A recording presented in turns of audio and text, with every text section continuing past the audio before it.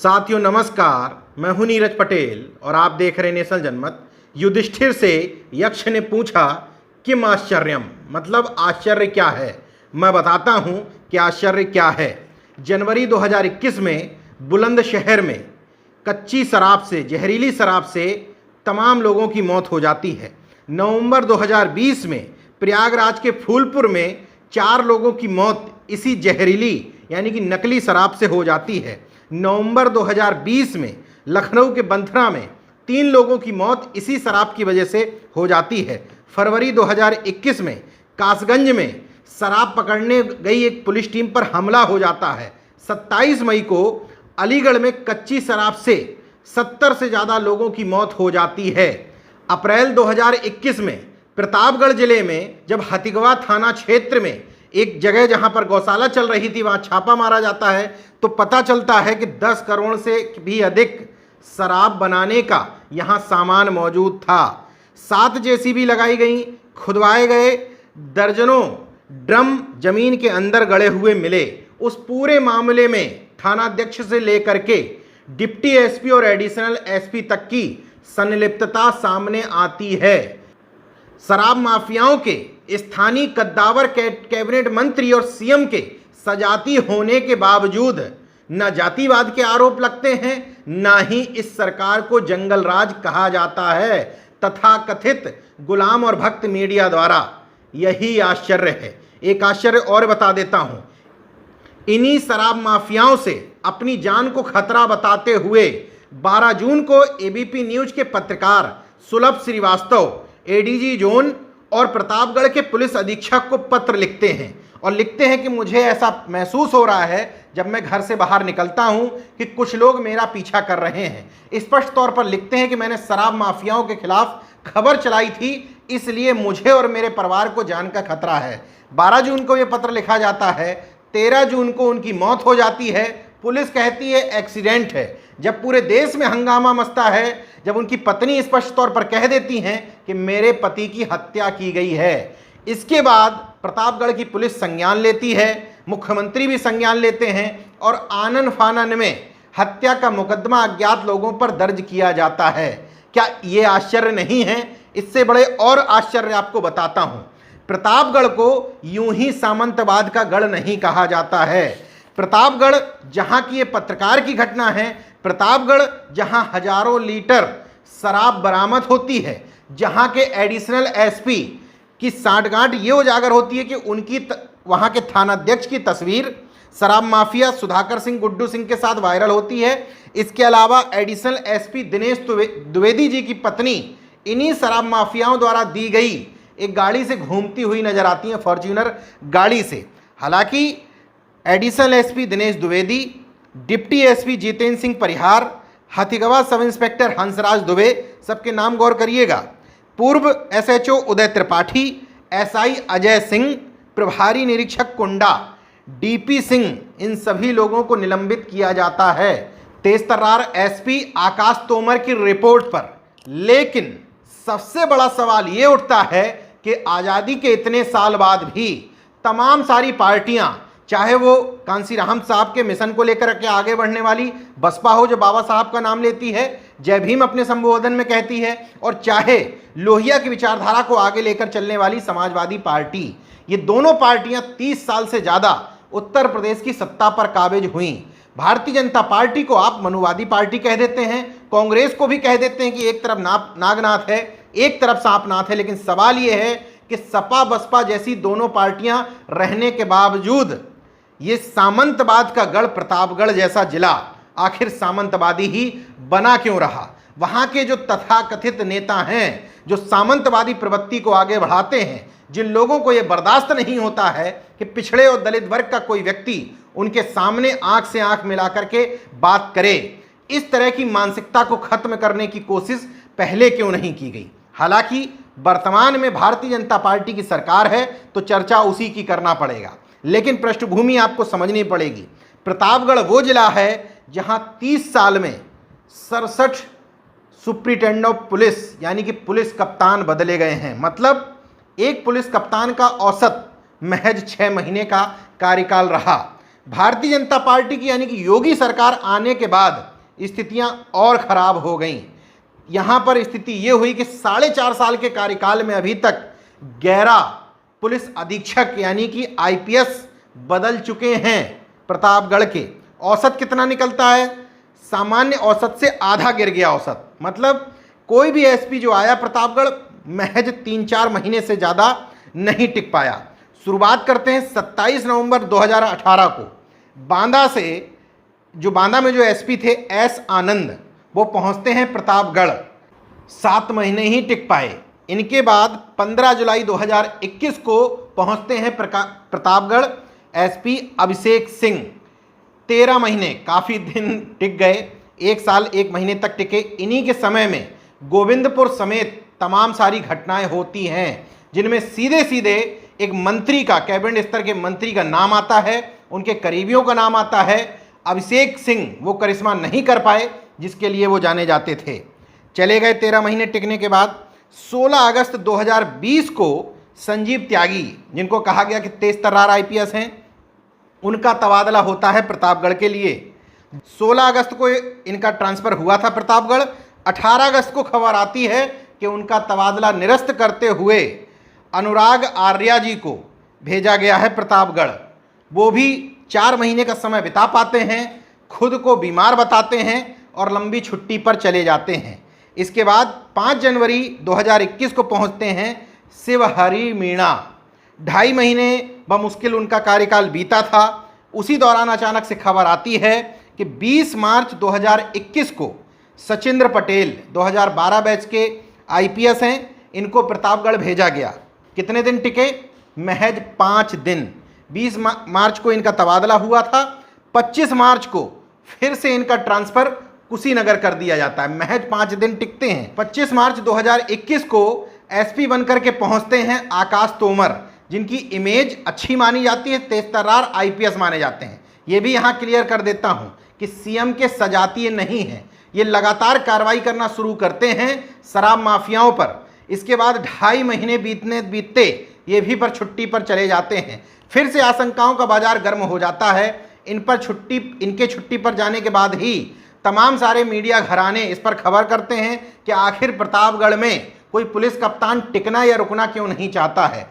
लेकिन आकाश तोमर अचानक से छुट्टी पर से वापस आते हैं। सारी आशंकाओं पर विराम लग जाती है। लेकिन इस बात पर विराम नहीं लगती है कि आखिर प्रतापगढ़ में ऐसा क्या है कि बार बार पुलिस कप्तान या तो ट्रांसफ़र कर दिए जाते हैं या अपना तबादला खुद करवा लेते हैं। मौजूदा सरकार में उसका उत्तर ये है कि पट्टी विधानसभा के विधायक और कैबिनेट मंत्री राजेंद्र प्रताप सिंह उर्फ मोती सिंह ग्राम्य विकास विभाग में इस समय कैबिनेट के कद्दावर मंत्री माने जाते हैं।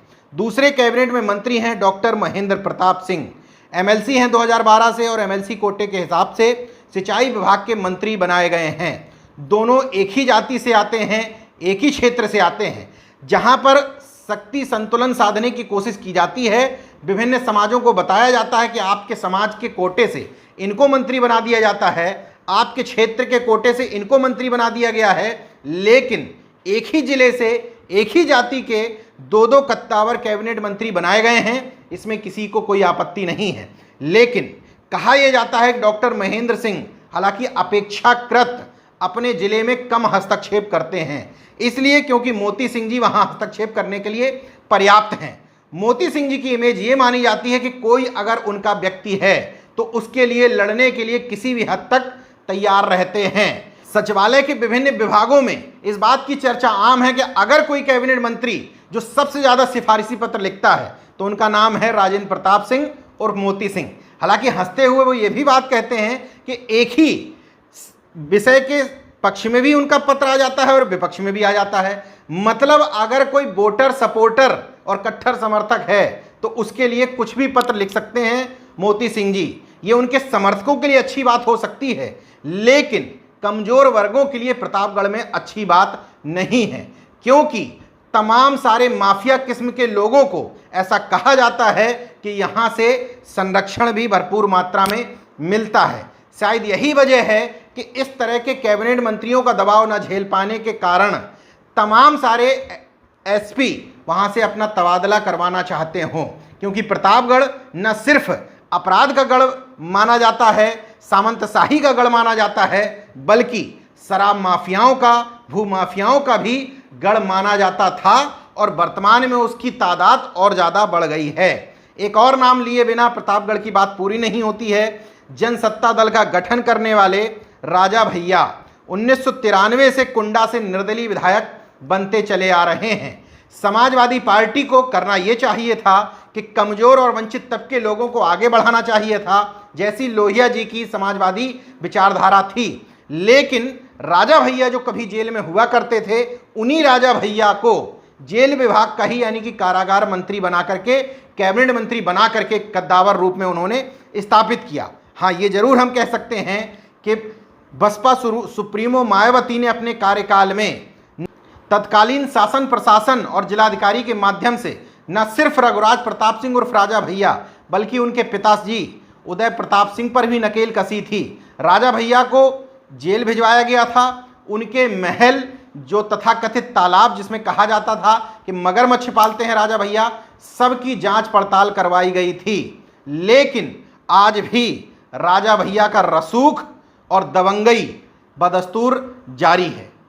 प्रतापगढ़ की राजनीति में एक और मौजूदा शख्स हैं जिनका नाम लिए बिना वहां की राजनीति पूरी नहीं होती। रामपुर खास एक विधानसभा है, वहां से 8 बार विधायक चुने गए प्रमोद तिवारी। बेहद दबंग छवि के वो भी माने जाते थे। हालांकि अब उन्होंने अपनी छवि को बदलने की कोशिश इसलिए की है क्योंकि अपनी राजनीतिक विरासत अपनी बेटी में ट्रांसफ़र करना चाहते हैं। वर्तमान में उनकी रामपुर खास सीट से विधायक है उनकी बेटी आराधना मिश्रा उर्फ मोना, जो कांग्रेस की विधायक दल की नेता हैं। ये तमाम सारे नेता ऐसे हैं जो अपने अपने क्षेत्रों में पर्याप्त रसूख रखते हैं।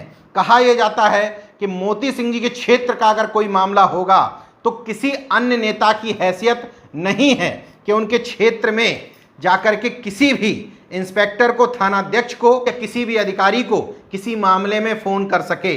भले ही वहाँ सांसद संगमलाल गुप्ता हों, जो पहले अपना दल के विधायक हुआ करते थे, बाद में भारतीय जनता पार्टी के पाले से सांसद हो गए। वहाँ अपना दल और भारतीय जनता पार्टी आपस में खेल खेल करती रहती है। राजकुमार पाल भारतीय जनता पार्टी के नेता हुआ करते थे, उनको अपना दल एस ने यानी कि अनुप्रिया पटेल वाली पार्टी ने, जिसके 2 राष्ट्रीय अध्यक्ष हैं, अनुप्रिया पटेल राष्ट्रीय अध्यक्ष हैं, उनके पति आशीष पटेल कार्यवाहक राष्ट्रीय अध्यक्ष हैं। इन 2 राष्ट्रीय अध्यक्षों वाली पार्टी ने भारतीय जनता पार्टी से किराए के उम्मीदवार लेते हुए राजकुमार पाल को विधायक बना दिया अपने टिकट पर और अपने नेता को उधार में दे दिया भारतीय जनता पार्टी को, और संगमलाल गुप्ता वहां से सांसद हो गए। कोई भी घटना हो जाए, कितना भी वहां पर पिछड़े दलितों के साथ उत्पीड़न हो जाए, मजाल है कोई एक शब्द, एक लफ्ज बोल दे। गोविंदपुर की घटना चूंकि नेशनल जनमत के माध्यम से बहुत जोर शोर से उठाई गई थी, उस समय तमाम सारे पिछड़े और दलित वर्ग के नेताओं को तकलीफ हो गई थी। तमाम सारे नेता गोविंदपुर पहुंचे थे। ऐसे तमाम सारे नेताओं से मेरा सवाल है जो उस समय कहते थे कि नेशनल जनमत सवाल नहीं भी उठाता तब हम मौके पर पहुंचते, उनसे सवाल ये है कि गोविंदपुर गांव से भी ज़्यादा विभत्स घटना गोविंदपुर में आपको याद होगा कि सवर्ण जाति के लोगों के द्वारा पिछड़ी जाति के लोगों के जानवर से लेकर घर जला दिए गए थे, महिलाओं के साथ अभद्रता और छेड़छाड़ की गई थी, लेकिन हुआ कुछ नहीं था। सवर्णों को एफआईआर तक दर्ज कराने के लिए राष्ट्रीय पिछड़ा वर्ग आयोग के सदस्य कौशलेन सिंह पटेल से लेकर के तमाम सारी विपक्षी दलों की पार्टियों को खूब गोविंदपुर के चक्कर लगाने पड़े थे, बिगड़ा कुछ नहीं था। 19 अप्रैल को यानी कि पंचायत चुनाव के समय में उससे भी बड़ी घटना हुई थी उत्तरास ग्राम सभा। इसी पट्टी विधानसभा में यानी कि मोती सिंह जी की विधानसभा में ही आता है उत्तरास ग्राम सभा, जिसका थाना है कंधई, विकास खंड है मगरौरा। वहाँ उस क्षेत्र में आने वाली प्रधान की पद की प्रत्याशी उर्मिला पटेल, प्रधान पद की प्रत्याशी मनीषा पटेल, जिला पंचायत सदस्य के प्रत्याशी अमित कुमार यादव, जिला पंचायत सदस्य के प्रत्याशी बलवंती, इन तमाम लोगों ने पहले ही निर्वाचन आयोग से कहा था कि यहाँ पर मंत्री जी के प्रभाव में आने वाले उन्हीं के जाति के तमाम सारे लोग गड़बड़ी कर सकते हैं, और उस दिन इन लोगों के अनुसार गड़बड़ी हुई भी। लेकिन आरोप उल्टा, जिन लोगों को पीटा गया पुलिस की मौजूदगी में, जिन लोगों के मंगलसूत्र से लेकर के तमाम सारे घर के सामान जेवरात छीन लिए गए, लूटपाट की गई उस उतरास गांव में। जो लोग पीड़ित थे, उन्हीं पीड़ित पक्ष के 44 लोगों पर पुलिस द्वारा एफआईआर दर्ज कर दी गई। जब मौजूदा स्थिति मैंने पता की तो स्थिति ये पता लगती है कि जो लोग पीड़ित थे उनकी तरफ से एफआईआर लिखने की बजाय, चूंकि उनके खिलाफ एफआईआर पुलिस पक्ष ने लिख ली है, तो वो लोग भागते भागते फिर रहे हैं। इस मामले को नहीं उठाया गया तो इस मामले पर कोई भी नेता, चाहे वो पिछड़े वर्ग का हो, चाहे वो किसी जाति विशेष का हो, उसने उचित नहीं समझा कि उतरास गांव के लोगों से उनका हालचाल पूछ लें। स्थिति ये है कि तमाम सारे लोग अपने घर छोड़ करके भागे हुए हैं। महिलाएं घरों में अकेली रह रही हैं। पुलिस टीम की मौजूदगी में लगातार महिलाओं से लेकर के पिछड़े और दलित वर्ग के लोगों का उत्पीड़न होता रहा, सिर्फ और सिर्फ एक कैबिनेट मंत्री की सह पर। ये चंद उदाहरण मैंने बताए। प्रतापगढ़ के रहने वाले लोग अच्छी तरीके से बता सकते हैं कि सामंतवाद, सामंतशाही क्या होती है। और ये पार्टियों के बदलने से 19-20 का फर्क तो आता है, लेकिन सत्ता में बैठा हुआ शख्स अगर सामंतवाद को, सामंतशाही को खत्म करने के लिए प्रयास नहीं करेगा तो सत्ता बदलने पर भी कुछ विशेष परिवर्तन नहीं आता है। देखते रहिए नेशन जनमत, जागरूक और सजग बने रहिए, और साथ ही साथ एक जागरूक मतदाता के तौर पर जिस पार्टी को आप मत देने जा रहे हैं उससे स्पष्ट तौर पर कहिए कि हमें इस तरीके की पोंगापंथी, सामंतशाही, रजवाड़ी व्यवस्था को अब खत्म करना है। जय विज्ञान, जय संविधान, जय लोकतंत्र। धन्यवाद। दोस्तों, अगर आपने मेरा YouTube चैनल सब्सक्राइब नहीं किया तो प्लीज़ सब्सक्राइब कर लें और उस बेल आइकन पर जरूर क्लिक करें, जिससे जो मेरे न्यू वीडियो हैं वो आप